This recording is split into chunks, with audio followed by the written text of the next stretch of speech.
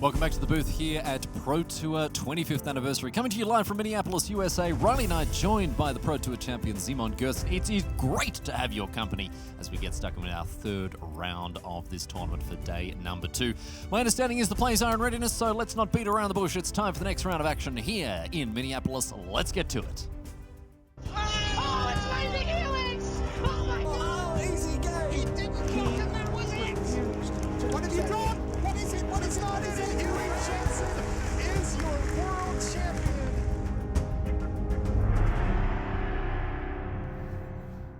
Welcome to coverage of Pro Tour 25th anniversary. It is a team event and it's being held in Minneapolis, USA. You're joined by me, Riley Knight, and Simon Gersten, the Pro Tour champion. It's great to have your company. My friends, we're going to mix things up a little bit, kick it off on our modern table this time around. We've been starting with Legacy, but as you can see, the Death and Taxes mirror is currently subject to a bit of player absence. You see him strolling back in there. So let's head down and see what's going on in modern. Tiago Saporito playing against Ben Hull. There's Saporito. He's playing 5-color human, Simon. Very much the premier aggro deck in the format. Yep, almost perfect mana every time because of Cavern of Souls and Unclaimed Territory. All these ways to generate 5 colors of mana for human spells. And a new card in the mix as well, Militia Bugler. Yes, we're going to see some tooting on some bugs this round, you would think. But we're going to move over to another player here, Ben Hull. He is on a deck that I think broke out relatively recently, really earlier this year in Bilbao. It's Hollow One, and it's really stuck around. It wasn't a flash in the pan, as it turns out. Yeah, yesterday's graveyard tech on display here. Not Vengevine, but Hollow One. Maybe with a turn 1 Hollow One as well. Well, let's see if we can spin this particular wheel up here as we get things underway with Ben Hull and Tiago Saporito. Fans of Legacy, fear not. We will be jumping over to the Legacy table just as soon as we're able. As we mentioned, we've got a Death and Taxes mirror. So you can rely, you know it's always going to be there. Death and Taxes always going to be there for us to enjoy, so don't worry about that. Here's a Burning Inquiry, though. Let's roll up the bones, Simon Gersten, and see how many Hollow Ones we can slam into play on turn number 1. I'm having flashbacks like I'm back in Spain, like I'm back in Bilbao. Here we go. Line them up, rack them up, and discard 3 at random. Both players going to discard 3 random cards here. And we're going to go for the quick option rather than the dice rolling option. Things looking good here for Hull. And Saporito loses at least 1 land here. Let's see how many Hollow Ones remain in Ben Hull's hand. I can see 1. I can see 2. I can see 0. Boo. Boo. Back over to Saporito now. Let's see if that Burning Inquiry tore apart his open. Doesn't look like it. Here's Unclaimed Territory.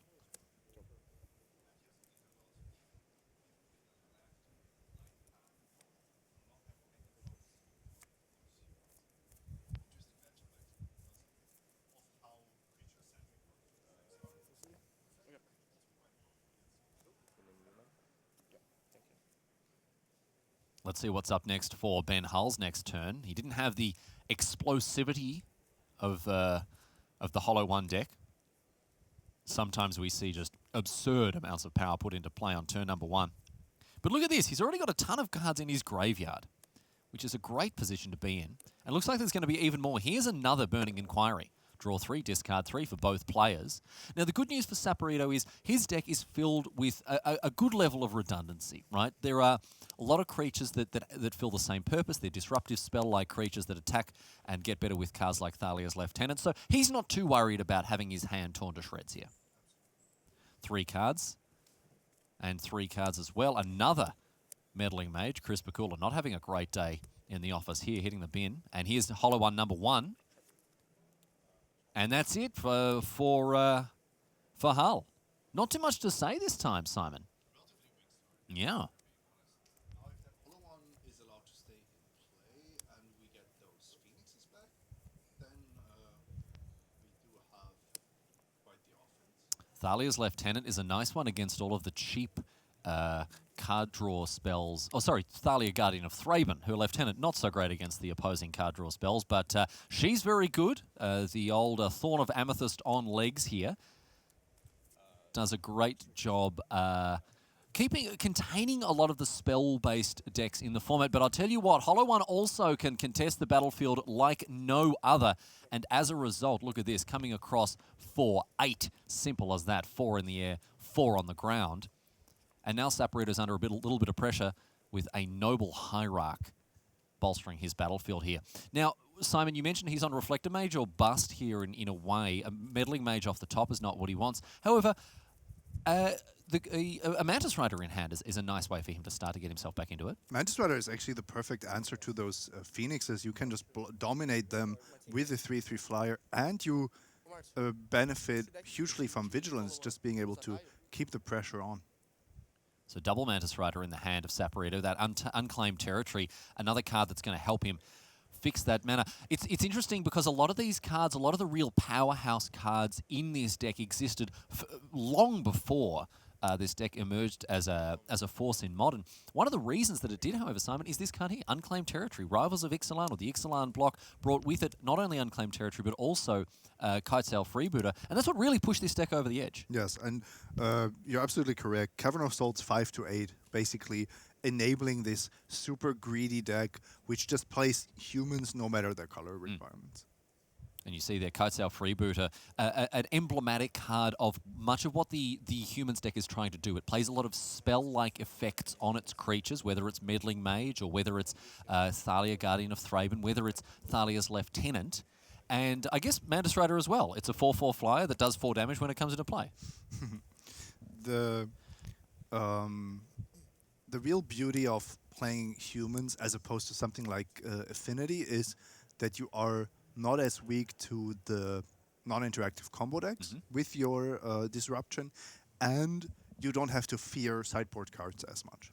Meddling Mage does join the fray and names Lightning Bolt. This is a classic play pattern for Meddling Mage pilots. They will tend to name the most prevalently played piece of removal. And the difficult thing about Meddling Mage in conjunction with Aether Vial, this card coming into play at instant speed can really cause some headaches for opponents. Yeah, because the activation itself is already a threat. Just like with Thalia, if you have an instant that you want to cast, and your opponent activates an Aether Vial on 2, you should definitely respond to that. Here's another attack now from Hull. He's fearless. He's sending in all these creatures. Funny thing happened to a friend of mine, Danny Anderson, Pro Tour competitor, Pro Tour top 16 competitor last on Pro Tour Dominaria. He was playing Modern, and his opponent suspended 3 Rift Bolts, and then he put a Meddling Mage into play, and his opponent conceded on the spot. Imagine he probably uninstalled Magic Online as well after that kind of beating. You can't come back from that. Hull now continuing to try to contest the board here. Here is a collective brutality, and of course that is going to take care of the Mantis Rider, -2/-2, with the 2 damage from the Phoenix. I like that play. It cost him 3, of course, thanks to the Thalia, but that's got him back into it, and he's got that aerial domination once again, Simon. Yeah, and really good use of the Phoenix there. Of course, losing it in combat, but it's threatening to come back anyway. This, I think, gives Hull a reasonable shot at winning this game, despite the second Mantis Rider in Saporito's hand. Saporito on 4. Hull doing a good job of putting a lot of pressure on his opponent. Here's a champion of the parish. And that's followed up now by another Mantis Rider. So the clock continues to tick away for Hull here. But Saporito's certainly the one who's on the ropes. 4 life is not a lot. Saporito needs to start blocking the Hollow One. So most likely, we're going to see a double block on Hollow One, and then the Mantis Rider taking care of a single Phoenix. Yeah, there's no reason to just jump block the Hollow One, because then you're never getting rid of the Phoenixes. Saporito 0 cards in hand. Looks like Hull has got a Goblin Law in addition to the card that he's just picked up here. Of course, the Goblin Law costing 3 mana, not just 2, thanks to Thalia. She's been hanging out and making things difficult for him when it comes to instants and sorceries, at least. A lot of options in Hull's graveyard as well. A couple of copies of Faithless Looting. Obviously can't cast them just yet. Also, any land is very problematic for Saporito. He has 3 blockers, and then if there are 4 attackers, with the Hollow One actually demanding 2, But Saporito at least is threatening a lot of damage on the crackback. The thing about these Flamewake Phoenixes, sure. They keep coming back for more. Even, you block them turn and turn again, and you think that's fantastic. And having a 4/4 flying vigilance creature like this is terrific, but it's not very good in the face of a recursive threat like Flamewake Phoenix. This nightmare has just become even worse now here for Saporito as a Bloodghast comes into play thanks to the landfall trigger. So now he's got another threat that demands a response. So he's going to have to spread out his blocks in a way that, was that attack with the Meddling Mage just a little bit too greedy? We will see now. I mentioned it before. I think that Saporito needed a double block on Hollow One to survive this game. Oh, but Hull is not attacking with it. Okay. Instead, we just see the block on one of the Flamewake Phoenixes. Saporito down to 2. Of course, Hull did have the option to send with the team, which would have forced the action. But the problem is that Bloodghast, of course, can't block. So. Yes. And Bloodghast was also being stopped by the Thalia, so Hull saw that if he attacks with everything, he's just dead on board. He doesn't gain anything from that attack and loses more or less everything. Well spotted there, Simon. We move on now to Saporito's turn. What's he found off the top of his library, playing the card very close to his chest? What do you got, mate? It's a Plains. Just definitely burst that hype balloon there. Ramping up for something huge, and ends up being one of the very few basics this deck plays. We have seen people move away from the double Seachrome Coast to split the basics one island, one plains, and that's what Saporito has done here. Militia Bugler is another recent addition to this card, but back to Hull now. The reason Hull won this game is because Hollow One was allowed to stay on the battlefield the whole time. The amount of times that Flamewake Phoenix came back from the graveyard was the deciding factor in Hull winning this weird race of 2/2 flyers against 3/3 vigilance flyers. Taking his time to think his way through this one here. You can see just behind him, Gregory Orange, the Citrus Assassin, having picked up his first game, and it looks like Hull is also going to get it done. And the Hot Sauce Games team gets off to an absolute flyer here, picking up games 1 in both Standard and Modern. They'll be very happy with that start. We're going to jump over to Legacy just as soon as we get the chance. However, right now, we've got to take a break. Stick with us on the other side of this. More Magic coming your way from Minneapolis.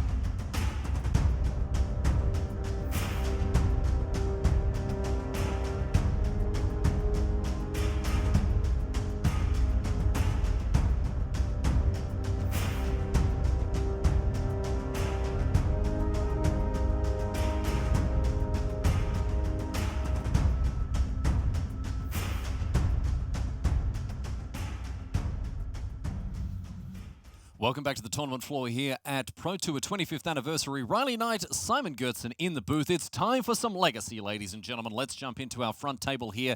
Marcio Carvalho and Alan Wu. These guys are on the Death and Taxes mirror. This card has, this deck, I should say, has been around for donkey's years. It's named for a very good reason. Simon, can you break down very quickly what this deck is about?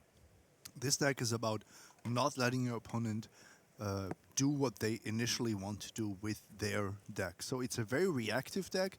It's a deck that's controlling the game, but different from a deck with a lot of permission or mass removal.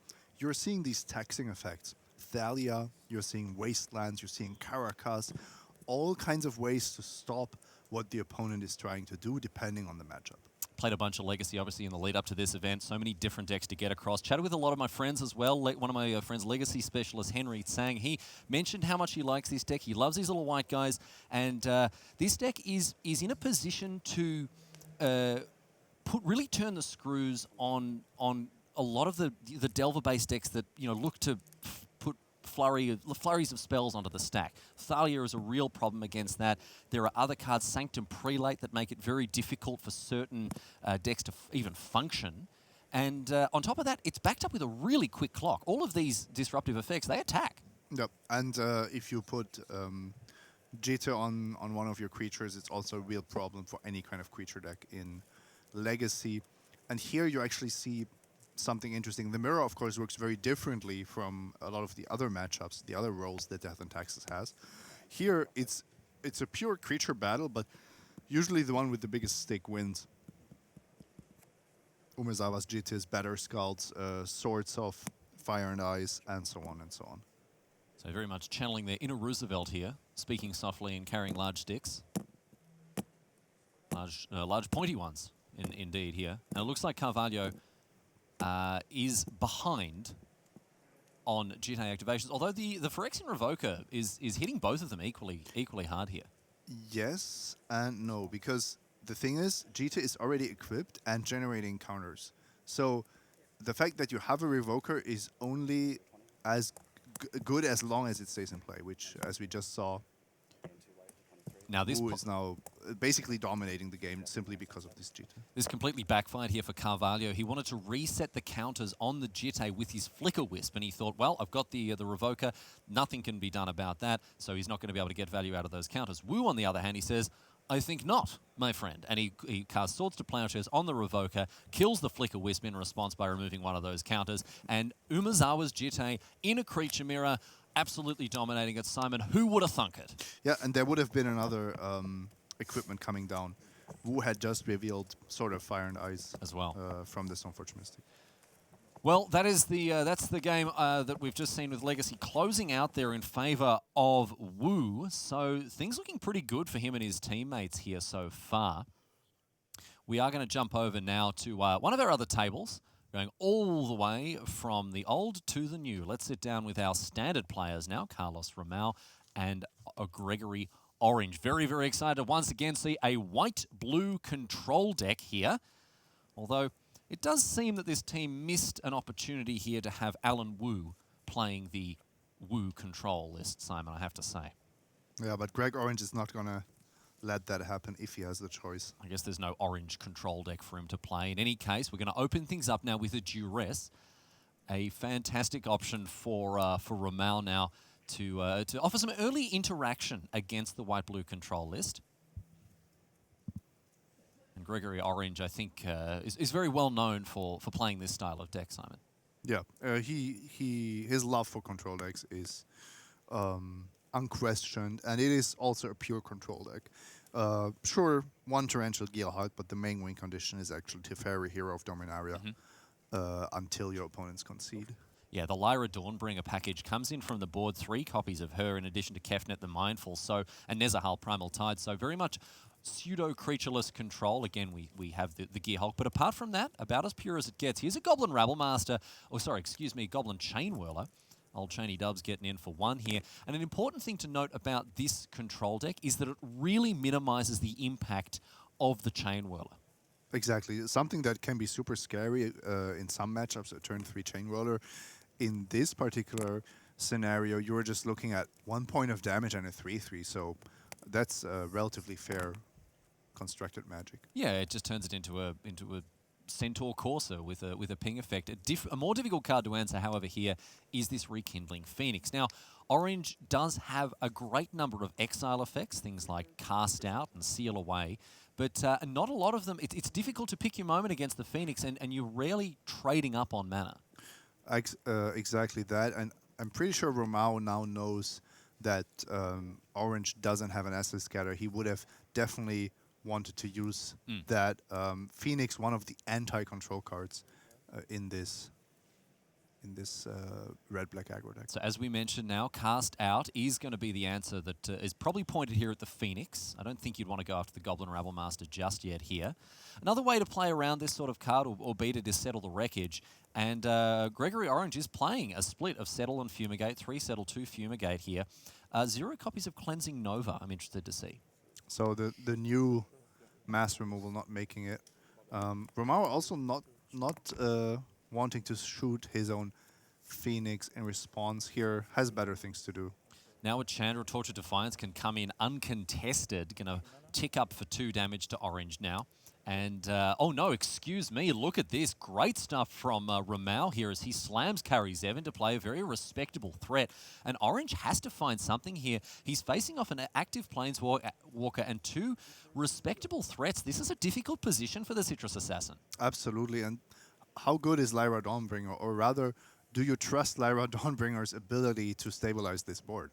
5 toughness is a key number against the red deck, immune to the Chandra Flame / mode, immune to much of the red removal spells. And it means that a deck like Romao's is going to be relying on black removal out of the board, things like Hour of Glory, maybe a Doomfall to take care of this massive Angel. Yeah, and that would be a game-winning swing. More likely that Romao actually has to 2-for-1 himself here, virtually with the Chandra activation, but still he's so far ahead. And a Bomat Courier as well to start, head down to the post office and see what's in the old mailbag. Because now this attack for 6 has put Orange onto the back foot. 7 even. 7, yeah. Excuse me. Both white-blue decks in Standard and in Modern relying on 5/5 first striking Angels. And in Modern, it was a little more successful here than Lyra Dawnbringer herself. By the way, in Modern, if you're going to play Baneslayer Angel, and then if you want to play a second one, I really like the second one being Lyra Dawnbringer, so you can play her to pump up the Baneslayer. All upside. It's all upside. That's... Except when you get paired against the Mono Demons and Dragons list, and then you're kicking yourself, wishing you had a second Baneslayer. Well, I bet Orange wished he had a second Baneslayer here because it wasn't good enough to face down Carlos Romao, who picks up his second game here, or the second game of the match, I should say, and the first one for Hareruya Latin. They really got it done last round, beating the only undefeated team in the room, the Channel Fireball guys, User, Stark, and Utter Layton. Pretty unfair that they've got 4 people on their team, by the way. Obviously, Stark, User, fantastic players. Haven't heard much from Utter or from Layton before this tournament, but they've done really well. Also, the French team with Matignon and Tapper and Wafo. I don't know. I don't know how they got around the 3-person restriction. In any case, we're back now to Modern, the best format. And let's have a look at what is going on between our champions here. Ben Hull on Hullo 1 and Thiago Saporito on 5-color Humans. Looking a little bit better for the Humans player here. It wasn't looking too bad in game 1, to be honest. It was a super close game. This just looks like a rout. Double Mantis Rider facing off against the lonely zombie fish there. Hull now down to 2. So Saporito looking to even the tables here. And get his team on the board again after Romao finally broke that particular seal. Faithless Looting, draw 2, discard 2. See if Hull can find anything to face down these cards. Obviously, you can see the Meddling Mage, meaning that Goblin Lord does nothing. But it's no good for William Hull, who has to scoop him up. And Thiago Saporito, a useful win to keep Hareruya Latin well and truly in this match. Yep, now we are at almost 50-50 again. Completely open match. So with players looking to be in readiness on table A here, you can see the players seated and ready for the next match, or next game, I should say, of Legacy. Marcio Carvalho from Portugal and Alan Wu facing off against him. Hareruya Latin against Team Hot Sauce. Both these players with very, very good records. X and 1 versus X1 and 1. And Carvalho, after a mulligan to 5, is opening up with a Mother of Runes. Looks like Wu's like, right back at ya, call mum. But no, she's got stuff to do. She's off to work because the Swords to Plowshares removes her from the equation straight away. Caracas, and now a Stoneforge Mystic from Wu. This mulligan for Marcio Carvalho here, how strongly is this going to impact his chances? It's really not great for him because this is such a mirror match where basically you're fighting with the same weapons, and a lot of your cards even don't do all that much. For example, the whole mana denial plan in such a symmetric matchup just doesn't matter. And then if you're 2 cards down, that's 2 less threats, that's 2 less mana sources, that's less Stoneforge Mystics, and so on and so on. Interesting to see that Wu has included cards like Mirren Crusader, Palace Jailer, Sanctum Prelate as spicy little one-ofs there in order to fight a wide range of lists. Carvalho does have the Recruiter of the Guard and the Palace Jailer, but he's looking to use other cards to great effect. He's looking at Flicker Wisps, he's looking at the classic Stoneforge Mystic, Thalia Guardian of Thraben. A little bit more of a traditional list there from very, Carvalho. very classic. Yeah, classic.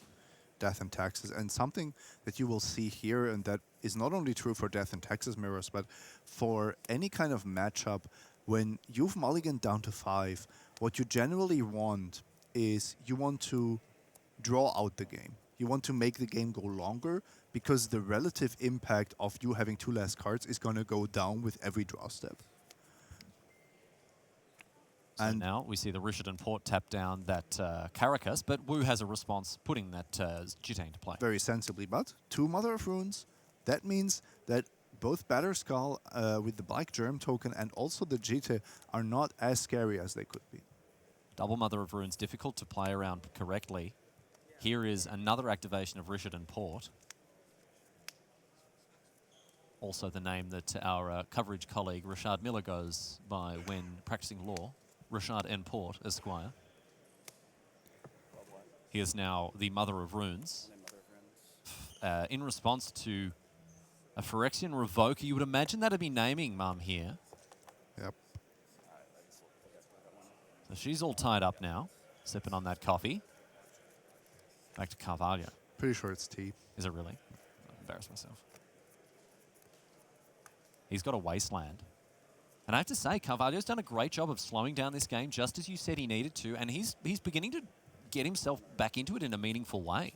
By default, Wu is slightly ahead just because of the raw cards involved, but I like the way that Carvalho has made sure that he's kept himself in it. And that's actually interesting because when you're playing an aggressive deck, often your first instinct is that you have to be even faster. But of course, here the joint attack of these equipped creatures was too much. Just too much for him to overcome because, of course, the Mother of Runes not being able to be activated means that one hit with the Jitte removes both of them thanks to the Jitte activation. And so Carvalho, even though, I mean, I have to say, he put up a good fight, wastelanding aggressively, keeping his opponent off the mana that he needed to try to get it done. But ultimately, Wu's draw, not even spectacular, but enough to overcome Carvalho's mulligan to 5. Yeah, mulligan to 5 against Stoneforge Mystic. So it's almost like 5 against 8. Yeah. Wasn't such a fair fight. Rough stuff there for Carvalho. Really did look like Wu just kind of snuck into the top shelf and stole the cookies there in that game, and he'll be very happy to have done so. We move now, as a result, to our back table here. Standard, the name of the game, and looks like Gregory Orange is in a position to take this one home for his team. A win here for Gregory Orange will seal the deal. Orange down to 6 now, unfortunately for him. That's going to hurt a control player. And his hand is not incredible, I have to say. He's got 2 lands, a Disallow, and double Torrential Gearhulk to work with here. So he needs to effectively bridge himself into the late game. Yeah, that's not a hand you can be happy about. Of course, mulliganing to 6 is tough. You don't want to go down to 5, but here, if you don't draw into a few answers and maybe at least one card advantage spell, then those 6 drops are going to be stranded in your hand for too long. And Romao is really well set up to punish Orange for this keep here, because not only does he have the early pressure with the Bomat Courier, he's also got a duress, which Orange will have nothing to say about. He's going to lose that disallow, and as a result, Romao is firmly in the driver's seat here. This is looking good for the Brazilian. Very good, and the top deck by Orange was a Lyra. So I cannot believe that this was kept on top with this scry. So I assume that Orange was searching for lands or card draw, found a 5-drop instead. So rough stuff here for Orange. The big man from Brazil continuing to hit his straps here. Canyon Slough for the turn, in for 1. Fills up that mailbag. Romao with one of these classic slow draws, like slow mana draws that the red-black deck sometimes has.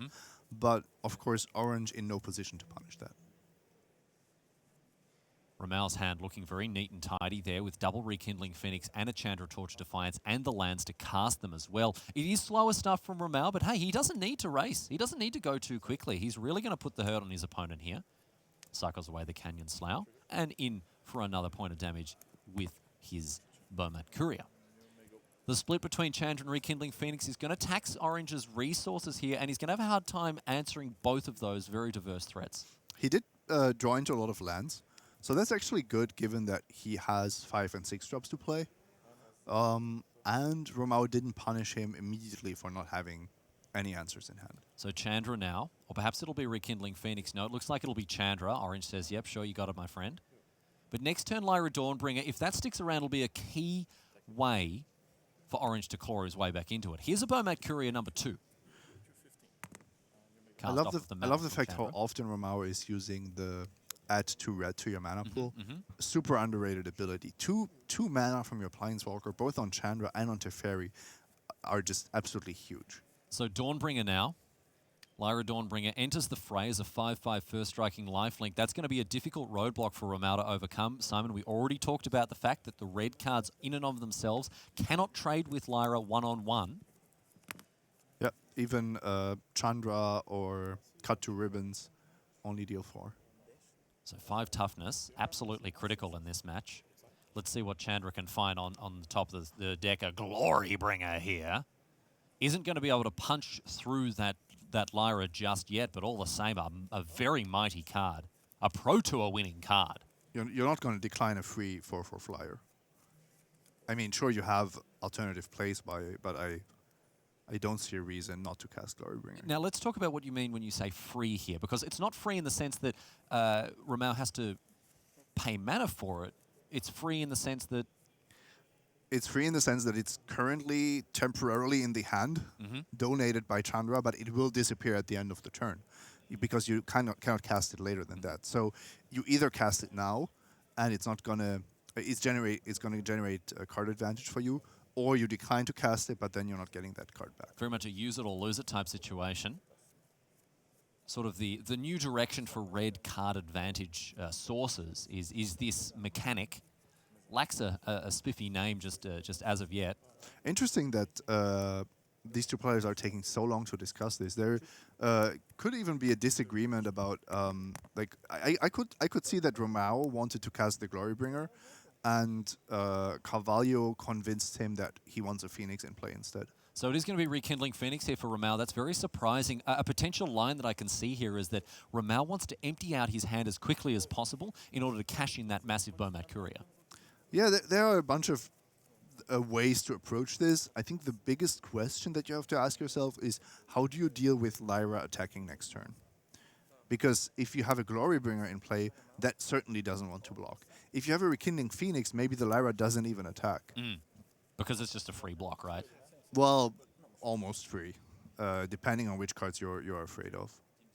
So now we see an attack from Romao with the Bomat Courier. Of course, Orange snaps off the block, and in response, we see the Bomat Courier sacrificed. Now, that means that Orange doesn't gain any life here, but it does also mean that Romao picks up a fresh group of 6 cards, and amongst them I can see a couple of lands, but a Glorybringer's hiding out there as well here, Simon. So, Lyra Dawnbringer on the offensive and goes right at Chandra, but that, just as we said, there is the Rekindling Phoenix to jump in the way. Orange will be very happy to have those 5 extra life points, however. There's a little egg Had he had a sixth land, he could have used Torrential Gearhulk, Flashing Back Disallow to prevent the trigger of making an egg token. So there, away goes the elemental. We call it egg shorthand. It's not an egg. Even though egg is now, once again, a creature type, the elemental isn't an egg. And also, it wouldn't be an egg anyway because it's a phoenix, so it would be a little pile of ashes. Exactly. Forks flies out from the middle of it. Let's have a look at what's going on in your hand here, says Romao, with another copy of Duress being put in the stack. Settle the Wreckage and Syncopate options here for the Brazilian. Though that double Gearhulk is going to be a big thorn in the side of Romao here, though. It does help, with all these 4 cards, it does help tremendously to know about them. Yes, that's very true, especially with the Settle the Wreckage here. Very difficult to take a standard opponent off guard with a copy of Settle the Wreckage. But the fact that Romao now knows that it exists and is being held by Orange, it's going to be tricky. Here's a Glory Bringer. Going to go after the Lyra Dawnbringer, exerting to put 4 damage on her.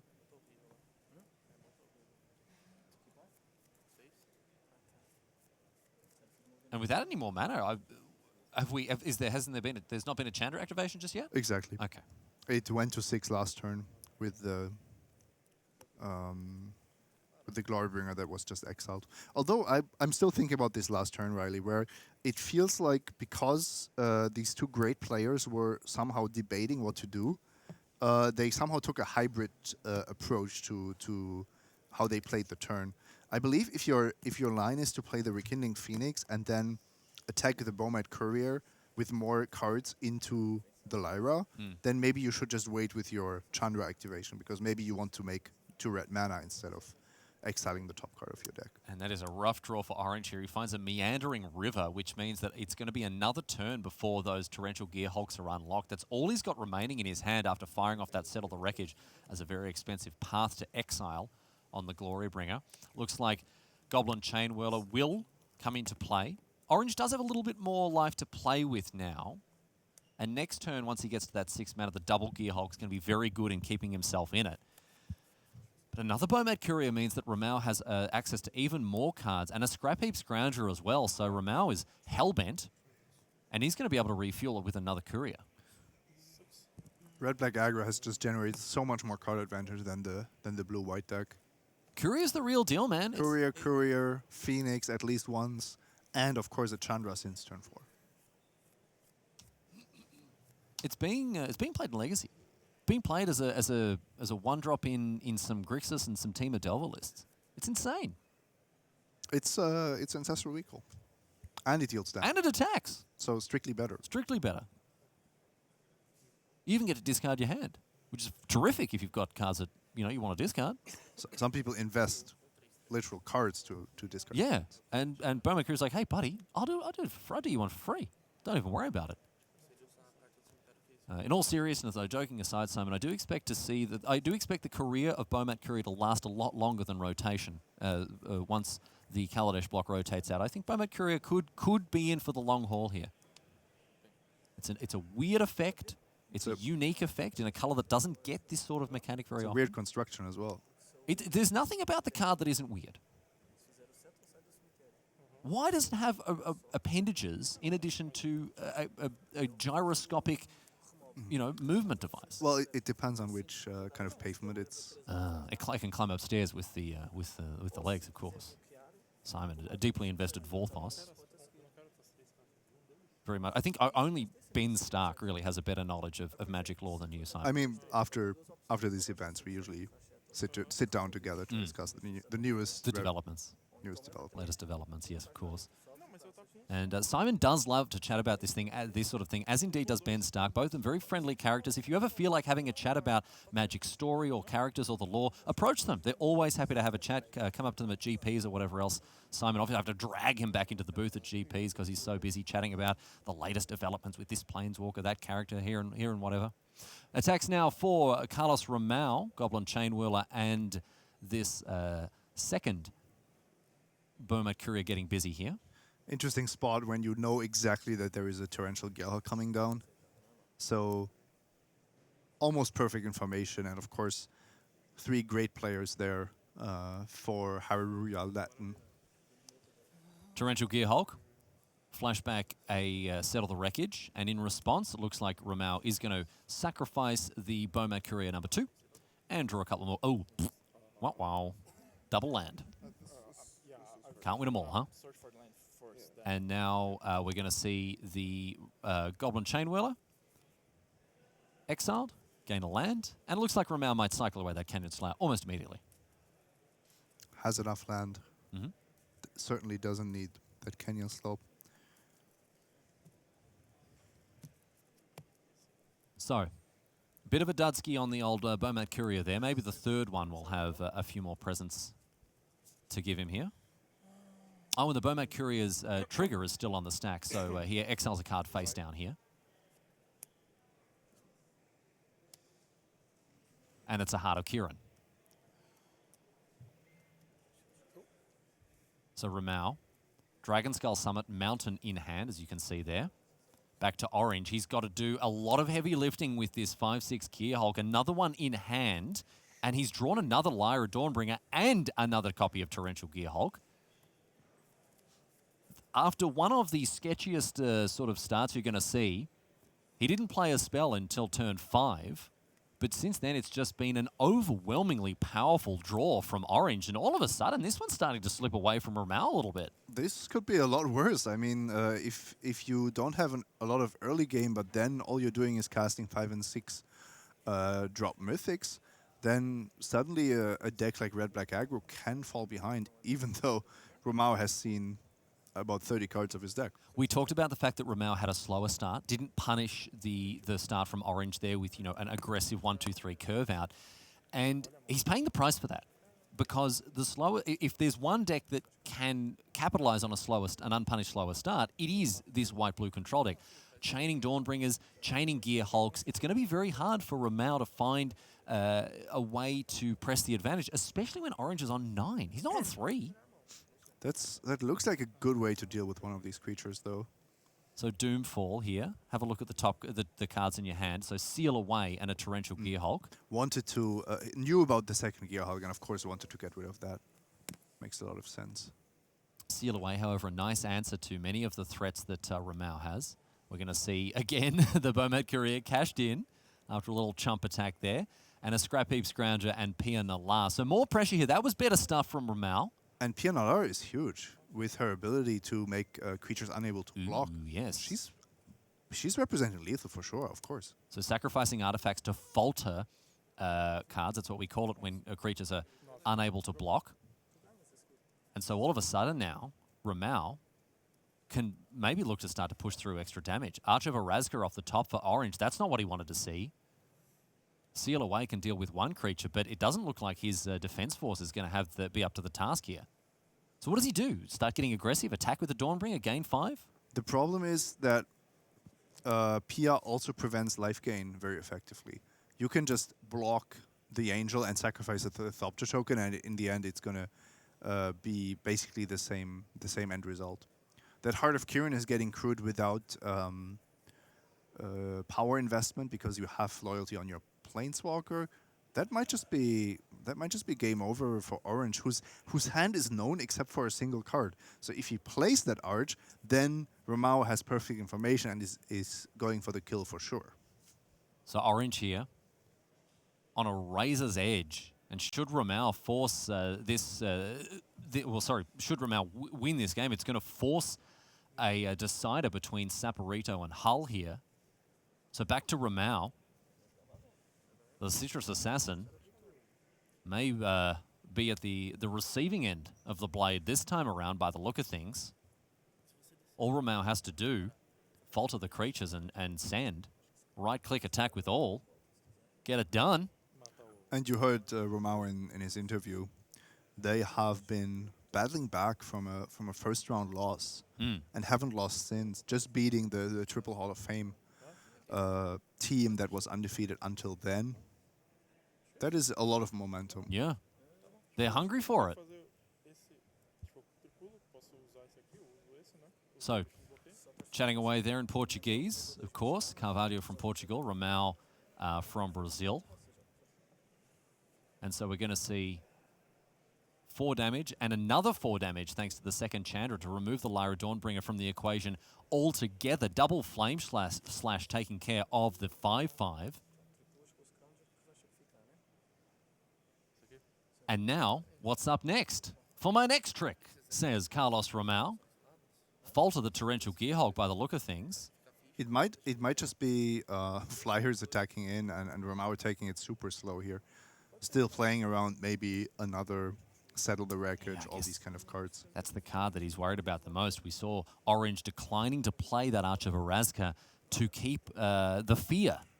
Exactly. Otherwise it's a predetermined turn. But we do actually see the activatability of Pia. So no blocks available to Orange here. Carlos Romao deciding which creatures he wants to attack with. Let's see which ones are going to get sent off to get some lunch here. 1, 2, 3, and 4. The Heart of Kieran as well joining the party. Crewed earlier by that scrap heap scrounger that was then sacrificed. And Orange has nothing to say about it. And Carlos Romao steals the game. We move back to Modern now to wrap this thing up once and for all. The win going the way of Carlos Romao in Standard. The win going the way of Alan Wu in Legacy. And so now it is all down to Ben Hull and Tiago Saporito. Let's check in with what's going on with these lists. We've seen Ben Hull pilot Hollow One. We've seen Tiago Saporito with his 5-color humans list. Simon, give us the million-mile view of this matchup. How does it look from the outset here? It looks pretty brutal because both of these decks are capable of super explosive starts. The human stack is going wide, with especially with Thalia's Lieutenant, and then the Hollow One deck is just super explosive. Can have 1 4/4, but also multiple 4/4s as soon as turn 1. Flameblade Adept the play now for Hull, as we see him. Looks like a Faithless Looting. He's popped that card unhelpfully just off screen there. But the Adept, that means it's going to get in for a real stack of damage here. Yeah. Also, almost no help from the sideboards for these 2 players. Is that right? It's both of these decks are almost identical in how difficult they are to sideboard against. And so a lot of deck builders actually don't even bother trying to have cards specifically for these kind of matchups. No, Ben Hull has got a nice little all-star, kind of all-rounder there in Grim Lavamancer. Very much the Shane Watson of the red deck there. It can bat and bowl and do everything you need it to do.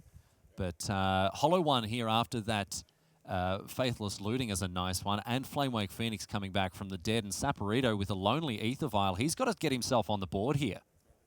Yeah, that's actually the explosiveness that I was talking about. And the individual humans are not that big. If you look at Champion of the Parish, Noble Hierarch, you really need either your pump effects or Mantis Riders to stop this kind of beatdown.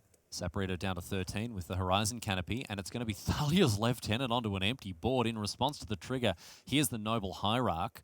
And so this means now that not only does the Hierarch get a trigger, but so too does the Lieutenant. And that's only possible with Ether Vial, because otherwise, if you play them in order, you will only get the counter on one of them. So in the hand of Saporito now, we can look and see that he's got a Phantasmal Image and a Reflector Mage there. Mantis Rider, a key card for him in order to put to play again both sides of the court, attack and defend. And he has actually the cards that he wants in this matchup. Phantasmal Image can copy a Hollow One, you can copy your Lieutenant, but also you can later on copy a Reflector Mage to just bounce the biggest threat on the battlefield again. So regarding the hand of Saporito, it's looking great. The question is if everything is fast enough. So Hull, after having resolved that Goblin Law there, is left with a Grim Lavamancer, Faithless Looting, Engineered Explosives, a great card against the human list here. But he's just going to get busy. These creatures going to hustle and bustle into the red zone here, and Saporito now. He can block should he choose, and he's going to. The Flameblade Adept, obviously with Menace, requiring double blocks, and that's just a straight-up 2-for-1. Very clean. That's an expensive block. See what Hull has to say about the rest of his turn. He's already down to 16 here. Might even be 15 after this fetch land. And Yes, this, indeed. if this is the Grim Lavamancer, Youch. that might be the nail in the coffin. Hull really has had a very unforgiving start here for Saporito. That Flameblade adept proving to be key in getting the early pressure rolling for him. And let's see now if Grim Lavamancer ends up getting committed to the board here. Yes, indeed. Back to Saporito now. Has to find something special. Reflector Mage will buy him a little bit of time, Simon. But he needs something else. Maybe something to use with that vial. Let's see. Ancient Ziggurat. Oh, no. Phantasmal Image, Reflector Mage in hand. I guess deploying both of them this turn is going to buy him a lot of time. Yeah, but the problem is the human stack when it's behind on board and facing a so-called utility creature like Grim Lavamancer, it doesn't have a permanent way to deal with that. That's true. The only way to beat a Grim Lavamancer, an active one, look at this graveyard, is to raise it. Do you know what this deck needs? Necrotal. It's not a human glow, I think. Or you mean the other deck? No, the humans deck. Necrotal. Necrotal. That's black. Yeah, Is black. it a human? I think it's a human. Looks Oh. like a human. Oh, I thought it was like some kind of monster. Yeah, it does. I mean, it's a monster. It's a murderer, Simon. Obviously, he's a monster in that sense. But it's just a way to kill creatures permanently. It'd be huge. Here's the Phantasmal Image. And we're going to see another Reflector Mage bouncing the Grim Lavamancer again. A lot of Oh. risk. Simon, can I ask you a question? How right you were? Do you like apples? I do. How do you like these apples? Thank you. Human assassin, get it done. But you know what? I take your point. He is a monster. He's going around- a monster for killing He's going around creatures. killing creatures. What? Yeah, absolutely. History's greatest monster. It's Necrotal. Pretty sure it's legal in modern. It was reprinted like 10th edition. I can confirm that. Yeah. Legal, yes. Played, no. It ticks one of the boxes at least. Here's Flamewake Phoenix now getting across for another 2 points of damage. Tiago Saporito down to 4. Must have mistaken it for Ravenous Chupacabra. And that is a horror. Yes. And now here is Gurmag Angler, the follow-up play for Hull. So he's continuing to put a lot of power and toughness onto the board here. Obviously can't cast the Grim Lavamancer again. Back to Saporito now. He's just in it. Hull is doing such a good job here of putting pressure on him. Going to draw a card with Horizon Canopy first up. See what we hit here. Is that a Militia Bugler, perhaps? And then Ether Vial up to 3. Draw a card for the turn. And that's Saporito trying to get as much information before activating the Ether Vial, before putting a charge counter on it, by drawing extra cards to see what he wants. Here is the big bugly boy. Toot toot, he says. Come to my aid, off the top. Mantis Rider, not an option. Phantasmal Image is, however. And if Saporito has a second land, which he does, he can play it. That's a great option, and in fact. Being on 4, you probably have to deal with that Rekindling Phoenix.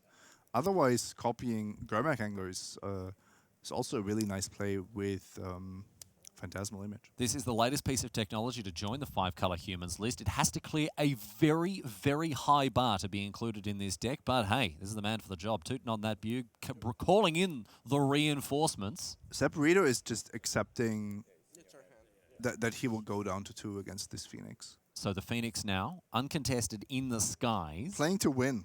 Playing to win this race, basically. Yeah. But also, of course, the super dangerous line. Faithless Looting now, 2 cards off the top here for Hull. He's going to still have to discard 2 of them, of course. That Grim Lavamancer has been unlocked, and now with discarding 2 cards, that hollow one is only going to cost 1 mana. And these creatures are super relevant now, because otherwise, if you look at the 8 power on Saporito's side of the battlefield, that plus a Mantis Rider is lethal. Forcing a chump block of the Grim Lavamancer if it was the only creature on defense.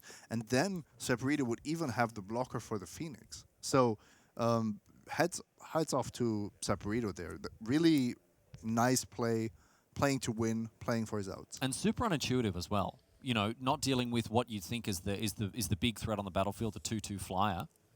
But as a result, even after going down to 2, he's giving himself the best chance to win here. Now, of course, we know that Hull can recommit to the board here with not only the Grim Lavamancer, but now also the hollow one, just costing 1 mana. And now a Bloodstained Mire to finish off his turn. Saporito, He needs something very special here. I don't know what it is that's going to stitch together this win for him, but let's see what he can find. Mantis Rider would be a great start. Oh, we didn't get a good look at the card. Cycles away the Horizon Canopy. Seachrome Coast off the top. Planes in hand. It's no good. And Ben Hull. Ben Hull takes it out for TeamHotSauceGames.com, and you can see overcome with relief, barely containing his emotions there after a hard-fought victory. And I tell you what, Simon, I take my hats off to the entire hats. I'm wearing two, and I'm taking both of them off to Team Hot Sauce Games. They kept a cool head after winning all 3 game ones, took a slight stumble against the Hareruya Latin team, but ultimately they were able to see out a very tense game in a very tense match and come up with the goods. Yep, and you can see that they are really just business. They know what they're doing with their decks. They know that sometimes you lose some games, but you have to win the match. That's what counts. Really impressed by the mental game of these players, the psychological edge that they maintained, a level of clear thinking, and you've got to do that if you're going to win games of match. He's not named the Citrus Assassin for now. No, and you got to have a steady hand when you're an assassin. Got to have a steady hand when you're winning games of Magic. My friends, we're going to take a quick break. The players do get a bit of a lunch break right now, so we're going to kick it back to the desk after this and see what's going on with Rich, Maria, and the rest of the coverage family. Thanks for sticking with us so far. We'll see you back in Minneapolis on the other side of this. Always know the right play to make? Show off your skills at a local preliminary Pro Tour qualifier. With over 2,000 game stores worldwide running PPTQs, find an event near you at magic.wizards.com/PPTQ.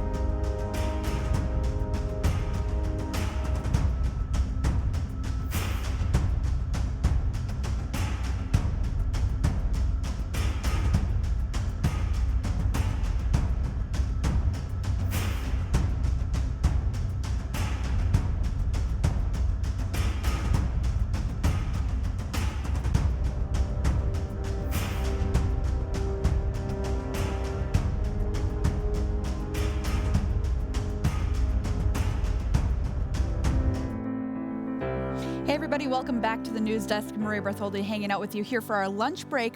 Our players are off getting lunch, but we're going to be hanging out. We've got some awesome content coming up for you as well. If you didn't get a chance to go to GP Vegas yet earlier this summer, we're going to have a piece from there, as well as messages to Richard Garfield from some of the top players and members of the coverage team. And coming up a little later on in this segment, you're not going to want to miss this. If you've been seeing all this Modern, you're like, hey, I want to play Modern, but I don't know which deck is right for me. Simon Gertzen is going to be here with me, and we're going to find the perfect deck for you. Before that, some results before lunch break here. All right, so we just saw a team from Hareruya Latin lose in the feature match area. Their compatriots, Bertu, Salvato, and Pazzo, they won over a Connected Company team, and that's important because Hareruya Latin is second in the team series standings and Collected Company is number 3. So that was an important win for them there. If you want an update on CFB, Luis's team with Paulo Vitor Damadurosa and Mike Sigrist, they are now at 6-4. They've also won, as has the Peach Garden Oath, currently sitting at 6-4. There was a match out there not in our feature match area, but just out in the general area, 5 Hall of Famers sitting at the tables. Josh Utter-Layton, Yuza, and Stark's team, they beat Ifro, Nassif, and Williams. Their team falls to 8-2. Utter-Layton's, Yuza, and Stark advance to 9-1. And another cool story coming out from our tables, Locke Darby and Pakula, the meddling mage himself, are currently sitting at 7-3. So that's some pretty cool stuff there. Well, as you know, we are celebrating Magic's 25th birthday this year, and we did a lot of celebrating. Where else? Las Vegas. There's a lot of cool stuff going on, including 3 tournaments, tons of artists, content creators, players there to meet. Also a wedding and cupcakes. Well, if you weren't there, this is what it was like.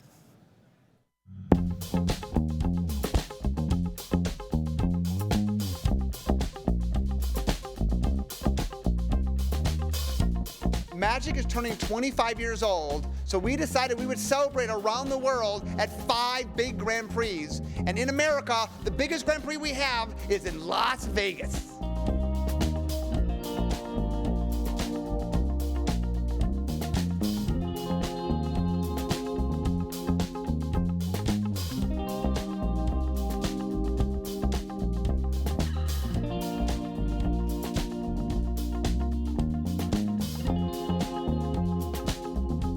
Magic's 25th birthday was a splendid affair. Thousands of players flocked to the bright lights of Las Vegas to celebrate their favorite game. And while there was no formal dress code, that didn't stop some fans from wowing the crowd with incredible cosplay. I enjoy cosplaying because it's a challenge to kind of make something new. I'm a crafter at heart and definitely, make things for my day job. So being able to apply that skill elsewhere and put it into something that's a passion of mine, playing Magic, is really nice to be able to meld the two things that I love so much. I like cosplaying because I like to build things. I like the puzzle of it. I just like to figure out how things that shouldn't go together go together.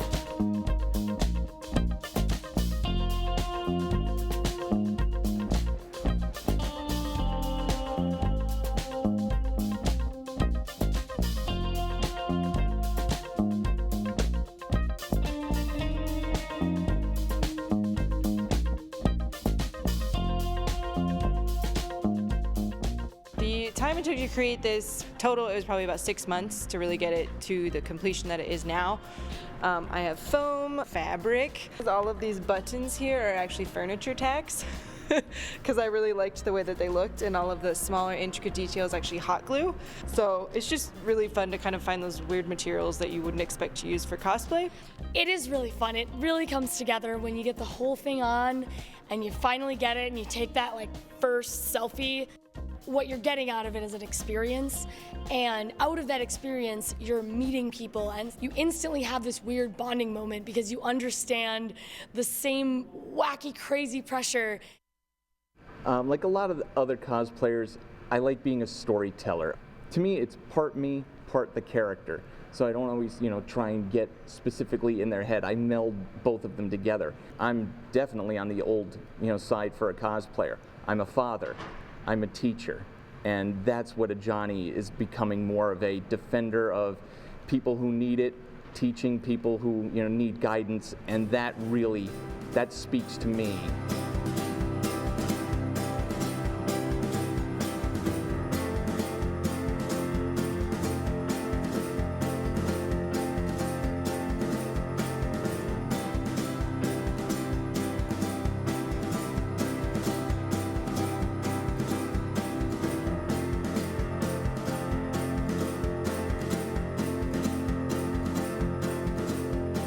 There's only one thing left for me to do, and it's for me to pronounce you husband and wife. Robert, you may now kiss your bride. Let's hear it, everyone. Congratulations.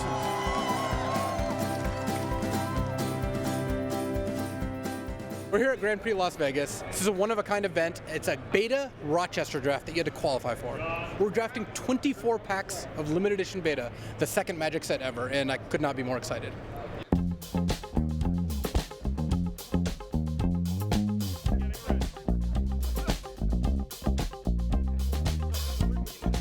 You folks ready? Fantastic. All right, we're gonna get started. This is just something we've never, ever seen before.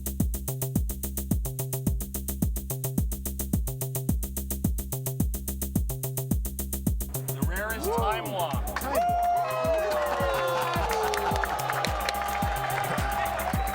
Take an extra turn after this one. The rarest Wheel of Fortune. We just opened a Wheel of Fortune. Wow.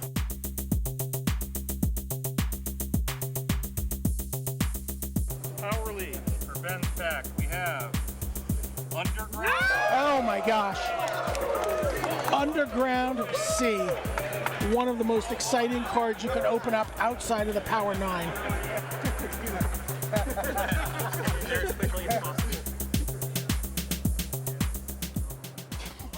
Oh my gosh. Mox Emerald, one of the 9 or 10 most desirable cards in the history of Magic.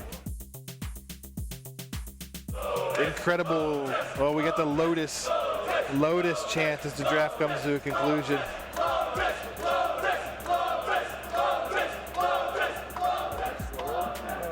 Verduran Enchantress is the rare.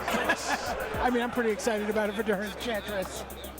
Among all the festivities of the year's biggest Grand Prix, no event was grander in scale than the main event. Well, actually, 2 main events. With a combined 4,850 players in the modern constructed and Dominaria limited main events, the weekend saw its fair share of premier level play.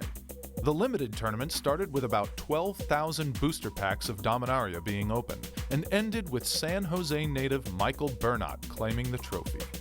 In the finals, Bernat broke through a battlefield stalemate with a squad of flying creatures and the elusive fugitive Tetsuko Umezawa, and so he became the new king of Las Vegas limited Magic.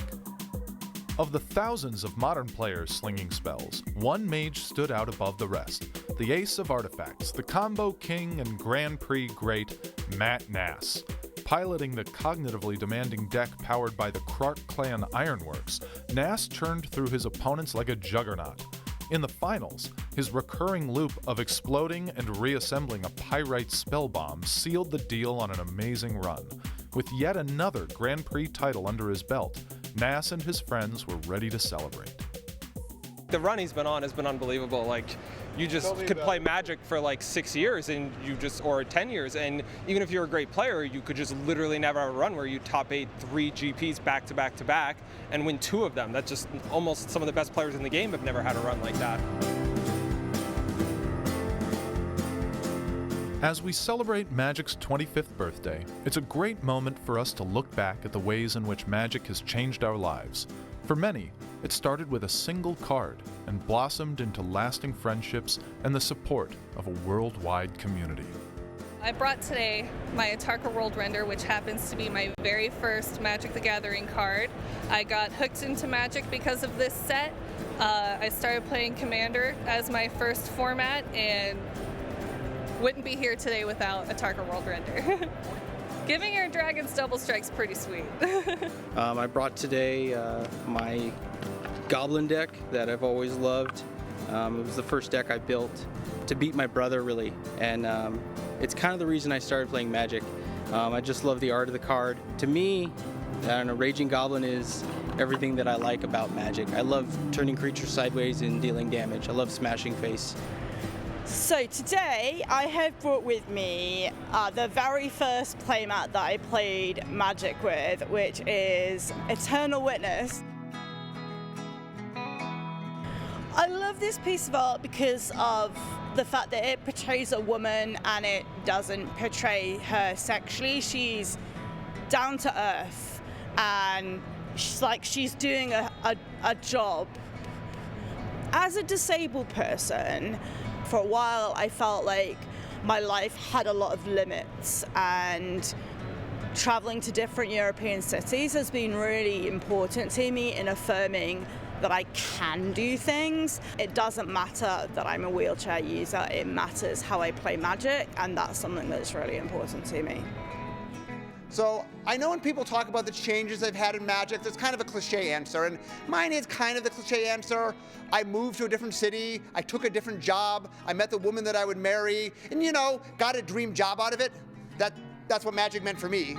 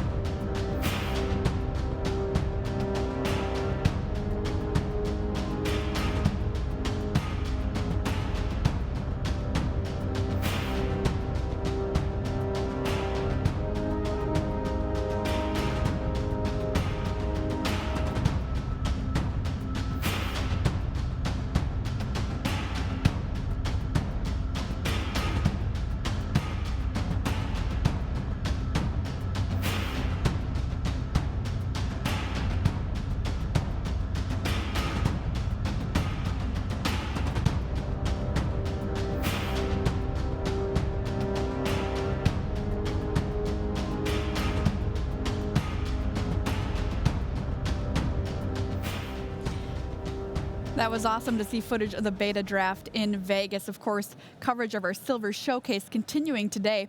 After our coverage of the Pro Tour, it's going to be the semifinals. And if that's not enough beta draft for you, well, good news. Tomorrow morning at 7:40 a.m., 7:45 a.m. Central Time, you can watch footage of the beta draft at Gen Con. So if you want to get up early and see, fingers crossed, a Black Lotus cracked, come right back here. All right, Magic is one of the greatest games of all time. In my opinion, the greatest game of all time. If you had a chance to tell something to Richard Garfield, what would you say? We asked some of the pro players in our community and members of the coverage team what they would tell him, and here's what they said.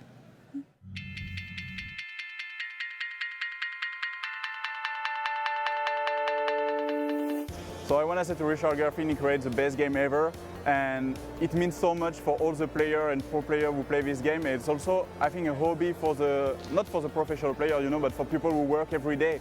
And when they finish work, they go just enjoy the moment to play this game. It means a lot for them. And yeah, we are pro players, it's our whole life, but also for people who want to have some happiness after work, it's also a great game for that. So thank you for him and thank you for them. I mean, Magic is the best game ever. Thank you, Richard Garfield, for inventing it. I can't imagine what my life would be like without Magic.